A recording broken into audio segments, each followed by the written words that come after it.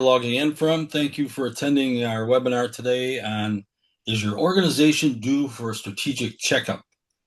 I'm Joe DiCarlo, Senior Vice President at the Strategy Management Group and Balanced Scorecard Institute, and joining me today is Kurt Corneliuson, who is the Vice President of Consulting at SMG and BSI. A couple of housekeeping things here. First is if you want to ask questions, use the Q&A button. Please do not use the chat because it's easier for Kurt and I to take a look at what your questions are going forward. And the webinar is going to be recorded. There'll be a replay link sent to you as a result of your registration within about 48 hours. And Kurt and I are the kind of guys that if you have a question while you're going on, you can raise your hand and we'll, jump in and pick it up on the way. But longer questions, use the Q&A button to post those there for us to pick up at the end. I'm a Senior Vice President at SMG BSI, working here since about 13, 14 years ago, and worked for two organizations prior to that, the IBM Corporation for 25 years and the Milwaukee School of Engineering University for about 13 years. Many of these things that we're going to be talking about today, I actually experienced in some way, shape, or form, even going back to the university days. And then, of course, working for an organization like IBM. A lot of these elements that Kurt and I will be talking about today are something that were front and center for 25 years when I was there, and still front and center from what my former colleagues that are still with IBM tell me what's going on with regards to strategy and strategy execution. Kurt? Hello, everyone. Thanks for joining. Kurt Cornelson. I'm a vice president at the Balanced Scorecard Institute, and most of my career has been in consulting. I did work for a number of years at the Pentagon, running strategy and innovation offices, and also in uniform prior to that. But most of my career has been with large and medium and small consulting firms such as PricewaterhouseCoopers and CBRE, focused primarily on strategy for hospitality, tourism, and a variety of other industries. So glad to be here. Okay, let's talk about the agenda for today. What we're going to be talking about is a strategy health check.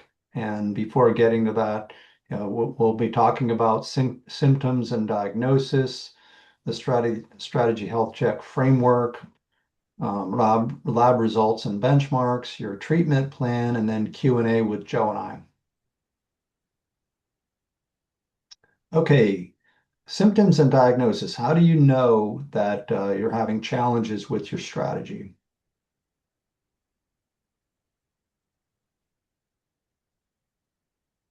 Okay, here's some symptoms that we've seen and you've probably experienced as well. Poor declining performance, obviously that's the most obvious one. It may have something to do with your strategy.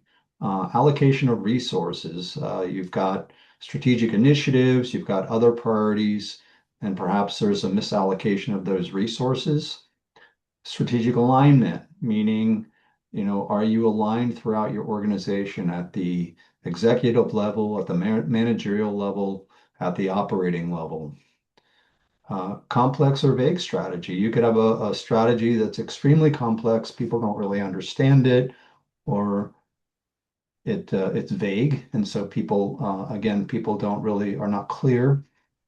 And then leading indicators signaling trouble. So if you've got KPIs such as customer satisfaction or net promoter score or something like that, and you're seeing a downtick on those, that could be because of your strategy. And then execution breakdown. This is a big one. This happens a lot. That is, you've got a strategy, you've got a great strategic plan, but you're having challenges with regard to execution. And then the one in the middle there is cultural resistance, and that's another large one because particularly when you're dealing with change and let's say you're doing something with regard to transformation, sometimes you'll experience cultural resistance. And your strategic plan should have included change management and communications to address that, but it doesn't always work. Okay, let's talk about the strategy health check framework. Okay, this is a framework that we've developed and used over many years. We've made some refinements to it more recently, particularly with regard to the strategy management maturity assessment. But on the strategy management review, I'll be talking about that. Joe will be talking about the SMMA. And the management review is an expert evaluation of strategy strengths and gaps. So this is like going through all of your materials and your strategic plan, your strategy execution, your technology, all of those things, doing a full review. We do that for clients. You may have folks on board, strategy experts who can do this internally. And then the SMMA below is basically saying, hey, you've got your strategy in place. Is it working from the perspective of the leaders, from the perspective of the managers and the employees? That gets us to the strategy management gap analysis and report and the strategy execution roadmap, which we'll be talking about later. Okay, the health check methodology. This is a sort of a high level view. It's a very methodical approach. Again, we've used for many years, basically to pinpoint areas of improvement and develop a clear, actionable roadmap for improving your strategy management and improving performance overall. So the application of best practices and strategy execution effectiveness, we want to look at the ability to plan, the ability to execute and manage, and the ability to perform. So you'll see at the top there, the evidence-based assessment is what I'll talk about with regard to ability to plan, execute, and manage. And then Joe will be talking about the maturity assessment, which is the ability to perform. What are the dimensions of the health check? So we've got on the very bottom there, you'll see all the different components that we look at and that I'm sure you're familiar with. The first is a strategy analysis, which I'll talk a little more about, formulation, your performance measures, initiatives, alignment and cascading. And as we go over to execute and management, strategy execution, performance management, value realization, and then governance. And so in the blue, it's all the things that you do in terms of planning, and in the green, all the things you do in terms of execution. And we've got tools that we use that we'll talk a little bit about to help you evaluate it, particularly if you're finding challenges in terms of execution and performance. Okay, the strategy management review, and there's a lot going on here. I'll walk through it carefully here. The first is an evaluation of your strategic plan. So these are all the components of your strategic plan, and you could have challenges in any one of these or multiple. So have you done strategic analysis reports, SWOT? Sometimes it's good to update that, strengths, weaknesses, opportunities, and threats. You would have developed that when you did your original strategic plan. Your customer value proposition, taking a look at that. And of course, vision, mission, values, objectives, and the objectives should be aligning to your vision and your mission. A lot of times people are not clear on their objectives. So having some kind of commentary or description of the objectives is helpful, which then leads to key performance indicators. And you may find that you've got too many key performance indicators, or as analysis paralysis, you've got difficulties in terms of using your KPIs. And then something called strategy mapping, which connects your objectives to your vision and mission, and also to your measures and to your initiatives.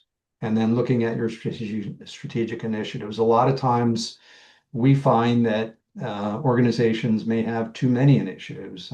Some that we've seen are, 60, 80, 100 initiatives, which that's quite a few. And have you prioritize those initiatives and align those initiatives to budget. And then cascading, as I mentioned before, does your plan effectively cascade throughout the organization? The next is the strategy management processes. So SMO stands for Strategy Management Office. Do you have some kind of a strategy management capability? How is it organized? Are there clear roles and responsibilities? Governance, which is the oversight of the execution of your strategic plan, your processes, your annual cycle calendar, your funding approval cycle, and then, as I mentioned, change management and communication. So the next is leadership and management interviews. We find it very helpful when we're involved, and this is something you can do internally to basically check in with people from a qualitative standpoint, do some interviews and find out, try to diagnose, okay, well, what is it that we're doing right? What is it that we're doing wrong? Where can we make improvements? And we usually do, 8, 10, 12 interviews. You can also use focus groups to do this sort of thing, but really trying to get a qualitative understanding. Um, and Joe will be talking about the SMMA, of course, which is more of a quantitative analysis. Technology is very, very important, and we've seen some organizations that are still using, PowerPoint and Excel and so forth. And strategy management software nowadays is pretty economical, and it's scaled by organization. But do you have good strategy management software? Does it provide good performance reporting, good dashboards, and so forth? And then, very importantly, strategy execution. Does your strategy management software support strategy execution? And there's some tools out there that are very good at strategic planning or performance management or performance management, and perhaps they're not as good with regard to strategy execution, which is where the rubber meets the road. And then we've got on the execution side, do you have, for your strategic initiatives, do you have good project plans, well-developed project plans? Do you have solid project and portfolio management? Again, when we're getting to execution, you've got all your initiatives, you know how to measure them, but are you actually executing those? So project tracking and reporting, accountability and collaboration. In execution, I'm sure you have strategic initiatives or projects where you've got multiple stakeholders, people involved in executing against those initiatives. So the accountability is, are people accountable? Do you have the ability to ensure that they perform? And the collaboration, that's really important because this is a team effort. And so the ability to collaborate, in real time and that there's effective collaboration to achieve the desired results. And then, of course, performance reporting, the cadence of your performance reporting, and that should be frequent. Your performance dashboards. Some dashboards are are great in terms of being intuitive, the way the information is presented. Others are confusing, but basically your performance dashboards should help you understand both for your initiatives, but very importantly for your strategic objectives. Are you achieving the desired result? And then performance reporting, and then performance analysis. So a lot of times we'll see see organizations that have, great performance dashboards, they do great performance reporting, but what are they doing with that? Is there analysis being done to be able to say, okay, let's diagnose where we're doing well, let's diagnose where we're not doing so well, and then what actions do we need to take? So this is again, sort of the nuts and bolts due diligence to do a complete strategy management review for your organization, whether you're doing this internally or whether you're doing this as a consultant. All of these are really important components of that. All Okay, right, now Kurt. go ahead, Joe. Thank you, Kurt. I will get transitioning over to the SMMA. I like to think of these, you're going to see 8 dimensions here. And because we're in the diagnostics phase or the testing phase of our medical analogy here, I like to think of these eight dimensions as eight critical functions that goes on with you, your health and your ability to perform and that type of thing. And so when we look at these would be akin to the typical things that go on during an office visit at a medical facility. They listen to your heart, your lungs, take your blood pressure, assign meds to be done or lab tests to be done, blood draws and that kind of thing. And I really think that these eight are a close analogy to that going forward because fundamentally in this strategic management maturity model, if these eight things are not functioning properly at 100%, you will not have the ability to execute your strategy, let alone build a strategy, unless you're performing at 100% on all of these. And as I think you just saw from that chart with Kurt, there's a lot of things that are going to be going on here at the end that I think sometimes clients or individuals and organizations forget that all those operational things have to happen as well once you've got the right substance, the right capabilities, the right health capabilities to work in your organization going forward. The first dimension is strategic thinking and planning. This is just basically saying, what do we need to do to be a successful organization? What needs to be in place? What needs to be executed on a regular basis at 100%? So you'll do things like competitive analysis, risk assessments, scenario planning. If we were presenting this webinar back in 2017 or 18, those two words would never have been in those presentations until one thing happened starting in 2020, which was COVID. COVID blindsided every organization that I worked with about what are we going to need to do if there's a pandemic and we get shut down. I've actually had clients come back during the pandemic and say, we need to do this now during to see what we're going to do when we come out of it going forward. And all of a sudden, scenario planning and foresight analysis has gotten a very big focus to be on the radar screen of a lot of organizations. You cannot stop doing the traditional tools, strengths, weaknesses, opportunities, and threats, pestle analysis, because of its broad range of areas that it hits, talking with stakeholders to get their information. And then this lays the foundation for all these other dimensions that are going forward. The second dimension is leadership and governance. It's very clear that most organizations that we've worked with, even before they came to work with us, they can do a pretty good job of getting the thinking and planning done to a certain extent. But now they have to make sure that they govern the execution of that going forward. And one of the big words in here, two big words, is communications and accountability. I've seen a lot of organizations that build a great strategy, and that if they don't communicate about it on a frequent enough basis after they get it implemented and executing. So strategic communications is masterful in getting it done across the organization. And then of course, you have to have accountability for all of the KPIs and initiatives and projects that are being managed, and they have to be reviewed on a very critical quarterly basis at the minimum going forward. And some organizations, because of what Kurt talked about with the number of initiatives, you have to ramp up that frequency even more frequently to maybe monthly to see what's going on with those projects and initiatives.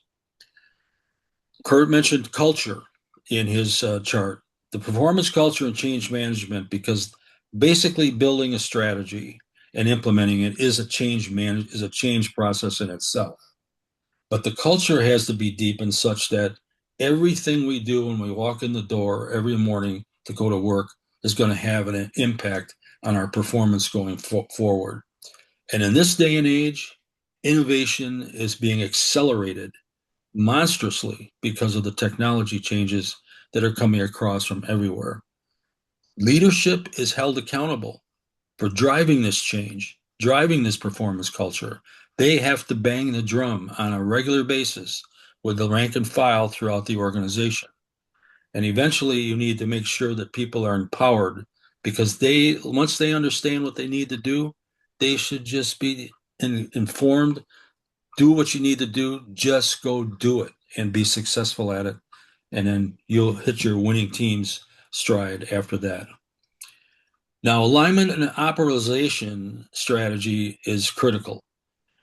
Some questions that were submitted to earlier for for this webinar, most of them are focus around alignment because they got things going on in the departments that they know are being siloed and they just don't connect up to the main strategy. First of all, that can be traced back to the leadership because if the strategy was built at the level of the corporate level, that should have been aligned down to the departments and the divisions so that they understand what the organization needs to accomplish overall and then what they need to accomplish to help it as well. And of course, that alignment from the front line to the boardroom. This business, when we work with clients, I constantly remind management that anything you create in strategy at any level has eventually got to be understood and executed by the front line because they're the ones that are executing your strategy. And then the boardroom has to understand what their oversight is so that they can motivate the organization at the executive level to make sure that that type of function is happening.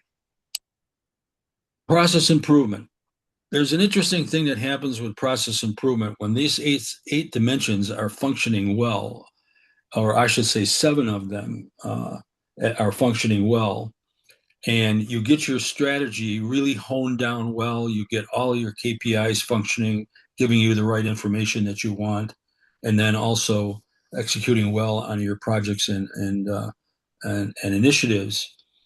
You can eventually grow into that process that we have, which is total. Everyone knows what they need to do when they walk in the door every morning. To improve that, many times you have to now start taking a look at the processes and predominantly customer facing. Let's face it, just about every business, small, medium, large, you've got customers that got to be satisfied because for-profit firms, are the customers not buying your products? That's a problem because that links directly back to your financial performance. For nonprofits, are you really achieving their quality of life that you were looking for? And that also goes with the governments achieving a better quality of life for their citizens. Maybe the processes need to look at, and that is another very big critical one in this dimensions of the strategic management maturity. Performance reporting and analyzing the information, that is a given.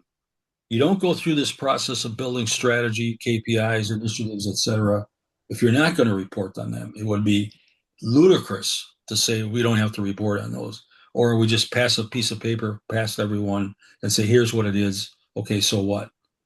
As you heard me say earlier, you're going to look at this on a quarterly basis, both at the corporate level and the department division level on a regular disciplined basis to understand what's happening. Do we have the right key performance indicators?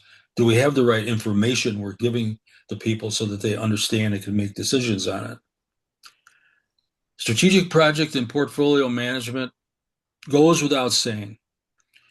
This is a lifelong battle for organizations like the Project Management Institute, which operates worldwide, about making sure that their projects are completed on time and on budget.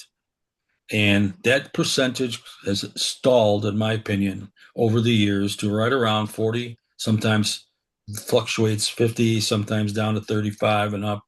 And in some organizations, you'll find the percentage is much higher. I remember a statement from a newly appointed CEO when we went in and did strategy building, and we went through this process of defining and documenting all the current projects and initiatives in the portfolios. And he suddenly got very silent during this discussion. And he walked over to the coffee table, got a coffee, came back, was still silent. And we finished up, and I said, well, are there any other questions? And the executive said to me, he says, next time I apply for a position as a CEO, I'm going to ask this question because I had no idea we were so off the rails on too many projects. And that is a common problem that goes on. But your PMOs, as Kurt talked about as SMO, your PMOs, project management offices, are supposed to be keeping eyeball on this to make sure that that doesn't happen.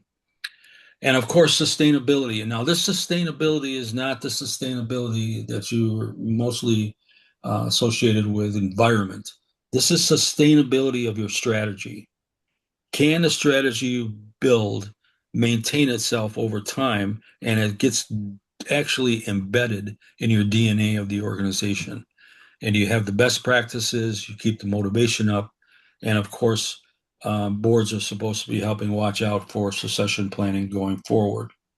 So we produced the strategy management maturity model that assesses, just like those blood draws, just like those other tests that the physician tells you to go and have. We are testing against these 8 dimensions that go forward. To do that, you have to engage people at all levels of the organization. A lot of organizations we talk to about doing the strategic management maturity assessment. Oh, of course, the executives. They want to be they want to make sure all the execs are on the same page, even though they're meeting on more frequent basis on a lot of topics. Are they on board? Are they all on board? What do they think about those 8 particular critical tests that we have to do through the SMMA? Then there's the department managers, because remember I said this stuff that goes on at the top gets trickled down to the front line. And so now, are the managers, even though they're meeting and getting head nodding and getting agreement, are they on the same page as the executives? And then, of course, if your front line's not on board with what you're doing for the strategy, your strategy is doomed to failure because they're just not going to be executing it to the level that you thought at the executive level, let alone the department level. So one of the first things we take clients through that want to run the SMMA is a discussion about segmentation. What groups of individuals inside of your company need to be polled on questions about these 8 dimensions? When you're saying at the executive level that, yep, there's communications, and then we get down to the department level and they say, well, it's hit and miss. And then you get down to the employees and say, we never hear anything. So now we've got a problem, and that will be revealed in the analysis again from those lab tests, so to speak, as to what's wrong. And sometimes this can be a conversation that's hard to handle with some executives because they just say, no, we want the executives as the input. And I'm very straightforward. I said, okay, that's fine. You're going to know what your executives are thinking, but what about the rest of the organization? And then there's that deafening silence on the phone or at the meeting. And sometimes I get the feeling that executives don't want to know what the rest of the organization is thinking, but they really should want to know what the rest of the organization is thinking because the execution of their strategy is dependent on everyone pulling on the oars in the boat at the same strength and same cadence going forward. So let's talk about lab results and benchmarks. Kurt? Okay, so the what I had was talking about in terms of the strategy management review, prior to Joe talking about the SMMA, this is what we would typically do. We use a stoplight chart that shows all the different components of your strategic plan, your strategy management, strategy execution, and then we evaluate it in terms of is it going well? Is it a green or is it complete? Are there some challenges or there's some updating that needs to be done?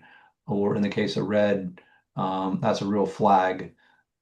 So for example, you'll see, you know, some of the aspects of the main strategic plan are good to go, but the strategic plan, as you all know, that's a living, breathing plan. So you may have a 2-year plan, 3-year plan, or a longer term plan, but you should be evaluating that once a year at a minimum to do what we're talking about here. What's the health of your strategic plan? You may have completed many initiatives and really feel like you've addressed an objective, but there may be new objectives based on market conditions, based on performance, whatever may be the case. So you'd want to update your strategic plan, your strategy map, measures and initiatives associated with that. Um, and then you'll see here, your initiatives and projects are well developed, they're going well. but you'll come down to strategy management office or some kind of a strategy management function. And this is pretty frequent. There's really no one managing the strategy. And for any organization, whether it's a part-time job or a full-time job, somebody needs to be managing the strategy implementation, and that's not that's not the CFO or the CEO. There's COO. It's the somebody that's been tasked with this, and ideally, certainly for a medium to large organizations, that would be a full-time role. And then updating the plan, no formal plan developed. So this is just a way that you can, a method you can use. And obviously there's a lot that goes behind this, but it's a way of evaluating, what gaps do you have in your strategy management. Back to you, Joe. All right. So when we administer the strategic management maturity assessment, we're seeking information about first those dimensions. And the dimensions that I went through on that first chart, this is one that was submitted for us during our beta testing of our new system. And that you can see in an instant across the 8 dimensions where they're weak and where they're, semi good. Yellow and green probably are okay on a general basis. But now it's a way of focusing on what the organization needs to fix. And it's the same thing that you get when you go for those blood tests or any other therapeutic or types of things that your doctor gives you. Depending on your age, some of your charts are going to be in the yellow or the gold area, but some you may have in the red area. I mean, it's like we're trying to find out for the lifeblood driving parts of the of yourself and the organization. What is it that you got to fix going forward? And then we combine all of that into an overall organization score, which is no great, mathematical leaps here. We just take a straightforward standard average of all the dimension scores, and you can see where the 2.9 is coming up, and I'll show you a chart that we lay this all out on. But we can make the first analysis, the first comeback, based on the organization, because after all, while the organization score is made up of contribution numbers from all the dimensions, the success of the organization is what's got to be critical going forward. And you can see in our terms, in our analysis, you're in the level 2 called emerging. And the next chart coming up will take us into you'll see those other levels. And there's a description. And that description is based on some of the things that were in the dimension scores pulled together and comes out and says, things like the organization might measure performance or even use it to punish underperformers. Well, there's a big problem there going forward from an organization perspective. You'll see that some elements are effective planning and strategic, but are being applied. Some is the key element there, and an inconsistent fashion is the result. So that inconsistency leads to this low score going forward. The next thing we do is we take all of those dimension scores and plot those on this heat map, which basically says, and everybody wants to be continuous improvement. And how do I define continuous improvement? Over the years of working for the other 2 organizations I did, it comes down to this. Everyone who walks in the door to go to work every day knows exactly what they need to do, who they need to counsel with if they need information, and they know what they need to do to execute. It's just built in to their work habits for the day. So what organization does not want to be level 5? But if your own experiences in organizations knows exactly what things have to be put in place and fixed and going forward. We start with that ad hoc and reactive, and you saw the one for leadership came down, or thinking was a level 2 merging. Well, this organization's got two that are needing bad help. Well, actually 4 that have a lot of help. Those arrows are a reminder, because typically at this point the organization executives say, well, how do we get to five? And I said, well, it's not going to be a light switch. You're not going to throw a light, do a series of things and throw a light switch and think you're from level one, now you're five. Because a lot of things have to change in regards to what you're currently doing. And those have to be embedded with training, with assistance through the organization. So it's not a flip the switch and you're up to five. You got to take steps to go through this. So what we do is we prompt them and say, let's talk about how we're going to get from level one to level two first. And then maybe when we get done with two, you'll be so good at doing that, you'll get high into three and then into four. So it's not a light switch jump from one or two to five or three to five, more closer, four to five. You could probably do some things there that would do that. And then they have to make a choice because you can't work on all of these dimensions at the same time. There might be parts of each dimension you could put in place if they're easily fixable without a big, deep investment in resources of both people and dollars. So this is just a visual heat map to show where they are, and usually they get the message. And I'm sure if you've been to the doctor's office and you get the reports back, you know, all of us at certain ages have some of these that might be red, might be gold. Definitely, we like to be in the level three, which is kind of it's normal. And of course, everybody wants to have everything in the greens from a medical report. But at least now they've got a map that shows them what they need to work on going forward. And it's our job to counsel with them as to help them lay out the plans that they need to go from a one to a two, or a two to a three, or a three to a four, or a four to a five. And again, across these dimensions, some of those things are built into the organization for many years. And sometimes they need to have being undone so that we can get to level four or level five going forward. What comes out is a very specific report about each dimension. It says here you're ad hoc and reactive. That's as low as you can go. And again, thinking is minimal or non-existent. Little or no reliance is placed on internal and external assessments. One of the other problems here is that they don't talk to other parts of the organization, and there's no risk or risk mitigation things in place. But the important part about this dimension analysis is when we assess it and when people take the poll is we allow them to make comments about why they chose that Likert scale. It's all Likert scale 1 to 5, and why they chose that Likert scale quantitative number, or it was not a number, but it's a statement, and it's turned into a number back end for analyzing, but why they chose that. And you can see on this one about strategic thinking and planning based on the questions. And by the way, this is a new version of the SMMA that we're working with now. And this has 45 questions. You can't get the kind of detailed results that you're looking for unless you do a lot of testing. And that's why doctors typically will say, do a blood draw, go and visit this specialist, get this done over here. And so they get a full picture of what's going on with the organization.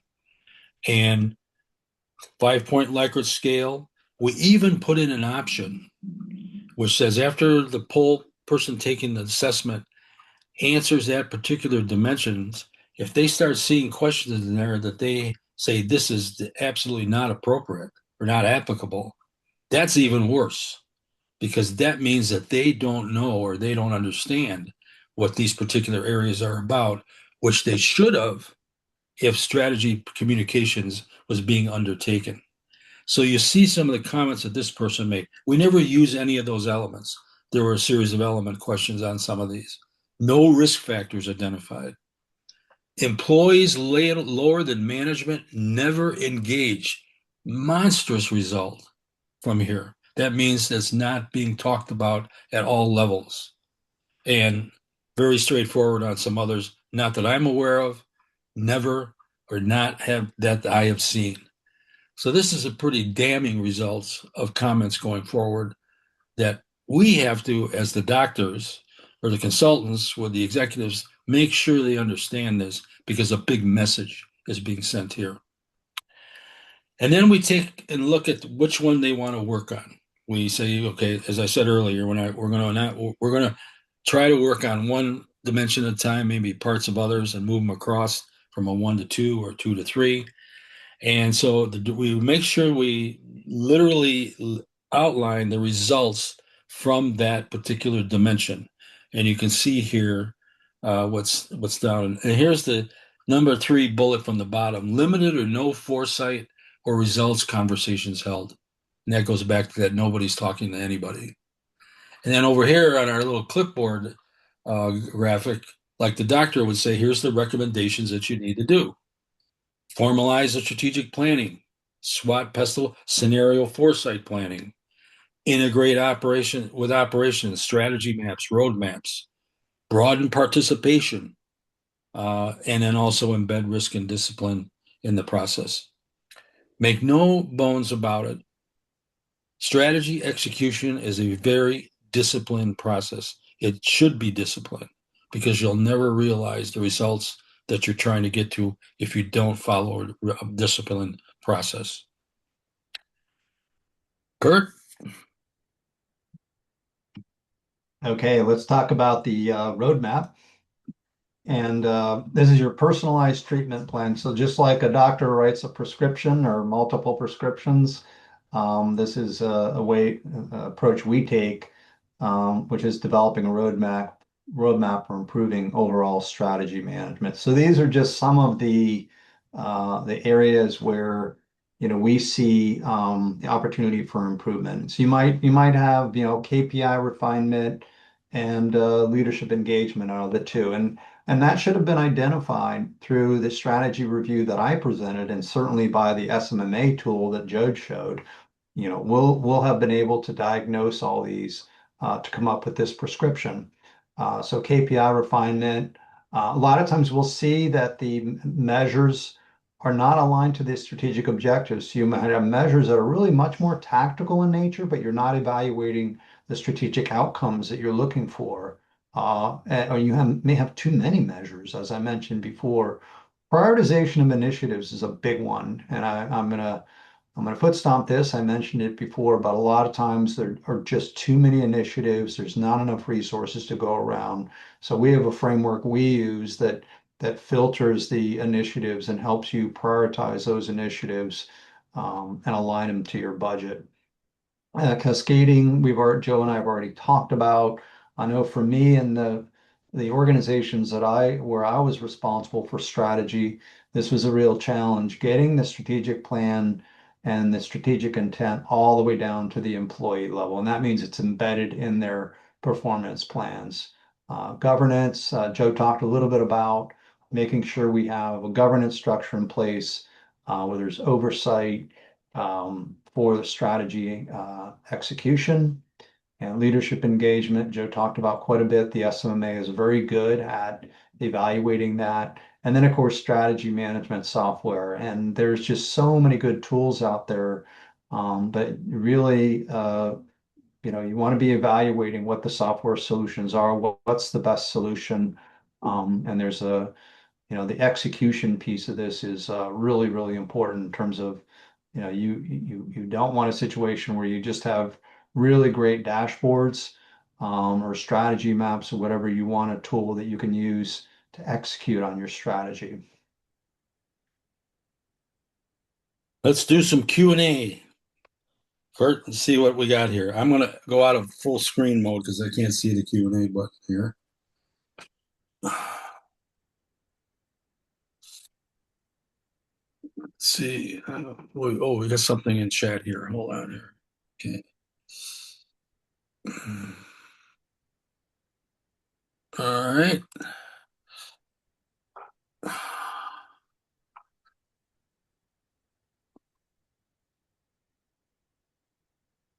Joe, I can probably address the first question that I see. I can see some Q&A questions here. Okay, go ahead. Go ahead. Sure. One of the questions, and no surprise, this question was asked is, what about AI? Can AI be used or do you use AI to help perform some of the reviews that we're talking about? And the quick answer is, of course. And so all of the things that I mentioned, or in many cases, when I was talking about the strategy review, if you're just going through, documents to evaluate them, or if you're doing background research, even if you want to review, do a SWOT or whatever, AI is very, very helpful, and we do use that. When it comes to strategy execution, AI is used oftentimes today for like scenario analysis and what if type of analysis.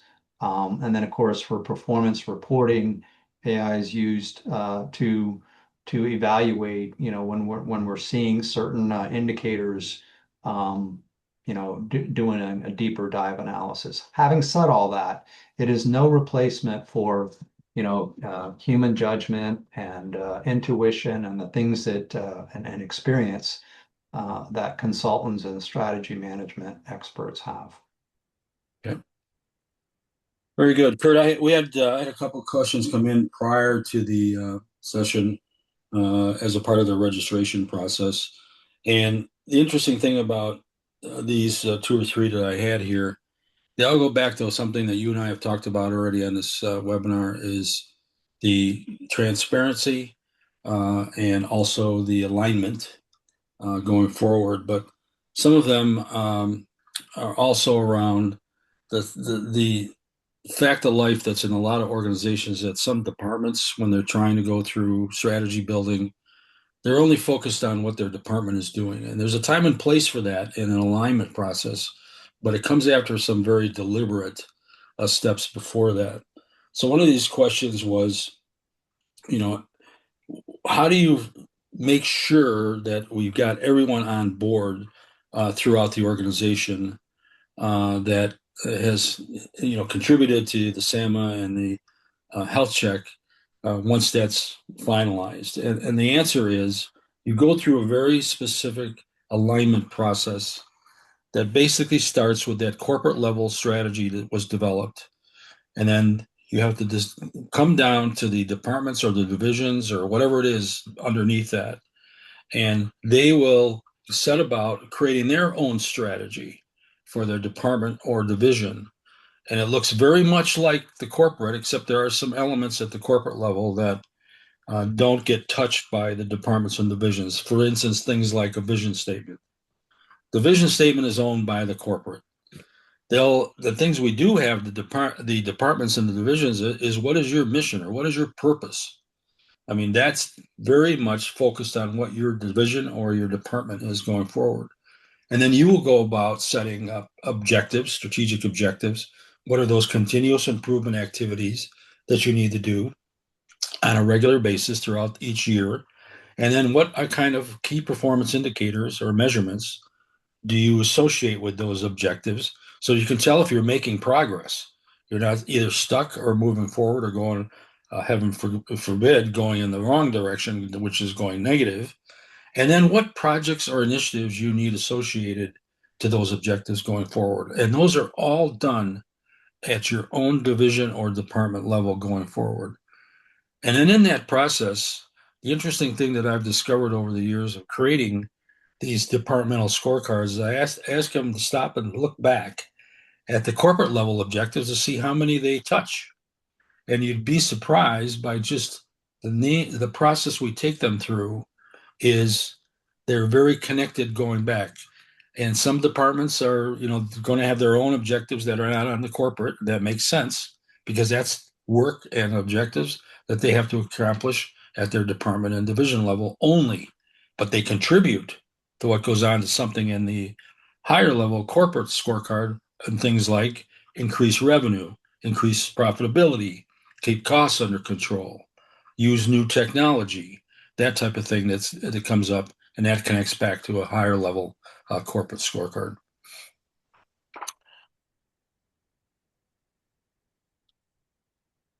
The other thing that came out of some questions that were sent was how does strategy communications work into this? And the thing is that that is a it's separate from the process of building strategy, but it's connected because you're going to be reporting on those objectives and that strategy that were done at the corporate level and at the department level. So one of the things that we set up with the clients before we leave, and close out the project as it was described for that period of time, is with a strategy communications plan and as to what they need to do. And this is not rocket science. This is work that they just need to, that if you have that SMO office in place, they can help steer this, because it's a matter of just making sure that you've got a regular stream of information going out on the results at the corporate level strategy results, and then at the departmental level strategy results. And the interesting thing is one thing in strategy and one thing in just running an organized organization. One of the things that, because remember I said this was a whole change process, and when things change, people want to be recognized through some rewards, recognitions, incentives, or whatever, because you're asking them to do something they hadn't done before. And one of the things in the strategy communications is we report about those initiatives or projects that were associated to an objective. You're going to focus on communicating about at the objective level.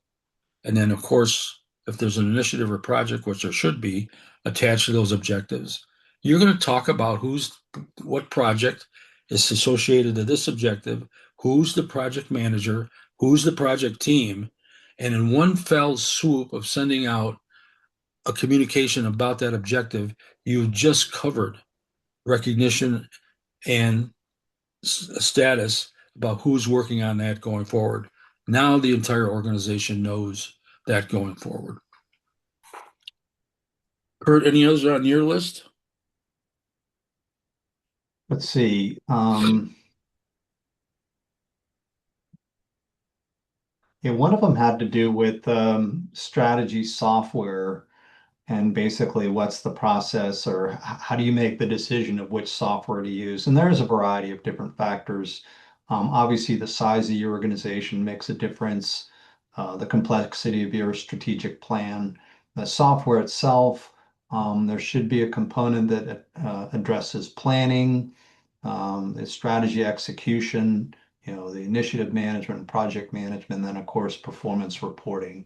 Um, and what we've seen is a lot of them do pretty well with the planning and the reporting, but not as well with execution, cascading and execution. Those are components. But you want to have a checklist, and you want to do your homework. And there's a handful of good software products out there. Again, depending on what your organizational objectives, strategic planning objectives. Good. In full screen mode, Kurt, you got to see if there anything in chat or Q&A that came in. Um, let's see. How do you prioritize which issues to address first? I'll let you take that one. Well, first thing is you have to have the discussion about each of the initiatives or initiatives and projects. You have to get them up either on a screen or on a whiteboard, or an old-fashioned way, and still works very well, is get them documented on post-it notes and get them up for the entire planning team or execution team. If it's corporate level, it's going to be all the executives. If it's your department, it's going to be who's on that department strategy team going forward. And you have to have a discussion about them. And we have some templates that will help you organize your thoughts about prioritization, because there are some key elements. And remember, the minute we start talking about projects and initiatives, our first questions are going to be, well, what is the process that you use now to scope out projects? And that immediately links us back to PMI, their process of scoping projects, getting them documented, getting the information, getting all of the stakeholders identified, et cetera. So once you can get through that process and have those details, and in fact, that's interesting because I always, on the first pass, I make a comment that says based on an x-axis of, what's the cost and what's the project on the y-axis, what is the relative intersection point in four quadrants where that is. I put a note that says this is just based on your team's experience in working on a project like this, but it needs to be scoped. So that the answer to that question is first general presumption amongst the team that this is a good project, but then the real work is going to be to scope it out all the way through, which you're going to fill in a whole bunch of details on. And then you can start thinking about which ones do we really can do, and maybe you're in a resource constrained organization, and those resources are not only dollars, but do you have the right talent on your in your organization to execute the project? And if you can check those boxes, then it comes down to which do you think is going to have the biggest return for the organization going forward. You've got the numbers now, you know where you want to go with scope, but where is it that you're going to have the right kickback of success for the organization going forward? I hope that helped, whoever wrote that. Anything else there, Kurt?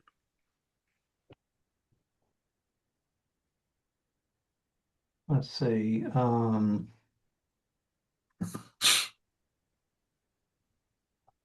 I think that the next question is very similar, at telling the difference between normal challenges and symptoms of deeper issues. If I can pick apart the two terms, normal symptoms, that I make the analogy to if you're seeing something in your reporting process that's not going in the right direction. That might be a symptom. That's a signal that something's got to get changed. You're collecting signals on those key performance indicator results. Maybe you're checking on time and on budget for projects is not going in the right direction. That is definitely a symptom. Um, Now, a bigger signal, I think I heard with the second part of that, a bigger signal is if you're out doing competitive analysis or you're out doing technology analysis that affects your organization, that would be the bigger ones going forward. And you certainly have to surface those in your review meetings, quarterly review meetings of the strategy to see how they may have an impact on exactly what you're doing. The interesting thing about doing competitive and technology analysis, it's become much more easy and efficient with the advent of AI. I mean, you can and now, especially since by almost default, most AI tools, ChatGPT, Claude, Gemini, I mean, they're going out and hitting every possible source that they can get information from. And you can combine that with what data you have in your organization going forward, which you should have as a regular basis, especially if you're a company that can get derailed, so to speak, by an instant change of technology or something like that going forward. Okay, Joe, I think that's all the time we have. Thank you all very much for participating. Really appreciate it. You'll see our contact information here. If you have any questions, you want to do any follow-up, we encourage you to do that. You can use our general mailbox, which is info@balancescorecard.org, or you can speak to either Joe or me by sending an email to either of those two addresses that you see. We look forward to hearing from you, and thanks again for joining. Thanks, everyone, for your time today.